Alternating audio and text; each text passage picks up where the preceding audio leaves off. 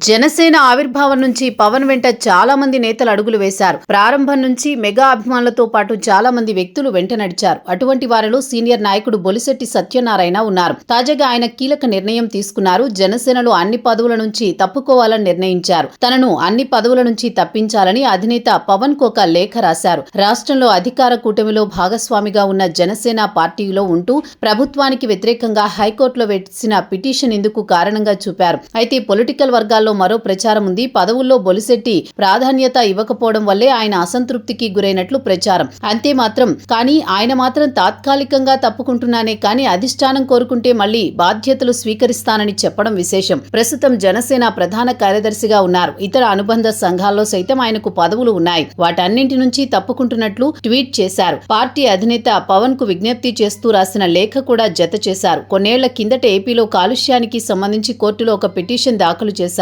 దానికి సంబంధించి ఏబీ వెంకటేశ్వరరావు చేసిన వ్యాఖ్యలకు గాను నైతిక బాధ్యత వహిస్తూ జనసేన పదవుల నుంచి తప్పుకుంటున్నట్లు బొలిశెట్టి ప్రకటించారు. ప్రభుత్వంపై వేసిన ఓ కేసులో పిటిషనర్ గా ఉన్నందున నైతిక విరామం తీసుకోవాల్సిన అవసరం ఉందని ఆయన అభిప్రాయపడ్డారు. ప్రభుత్వంపై కేసు వేసిన వ్యక్తిగా అధికార కూటమిలో కీలక నేతగా ఉన్న తన పాత్రల మధ్య ఎటువంటి విభేదాలు రాకుండా చూసుకోవడం అవసరం అన్నారు. పవన్ కళ్యాణ్ పర్యావరణ శాఖ మంత్రిగా బాధ్యతలు నిర్వహిస్తూ ఉండడంతో ఒక నైతిక బాధ్యత తీసుకుని చేస్తున్న న్యాయ పోరాటం రాజకీయ కారణాల వల్ల ప్రభావితం కాకూడదని నిర్ధారించడం కోసం ఈ నిర్ణయం తీసుకున్నట్లు చెప్పుకొచ్చారు. అయితే అప్పుడే దీనిపై వైసీపీ సోషల్ మీడియా వ్యతిరేక ప్రచారం మొదలుపెట్టింది. 2 ఏళ్ల కాలంలో కూటమి వైఫల్యాలకు భయపడి జనసేన కీలక నేత బయటకు వెళ్లిపోయారని వైసీపీ అనుకూల మీడియా సైతం ప్రచారం చేస్తోంది.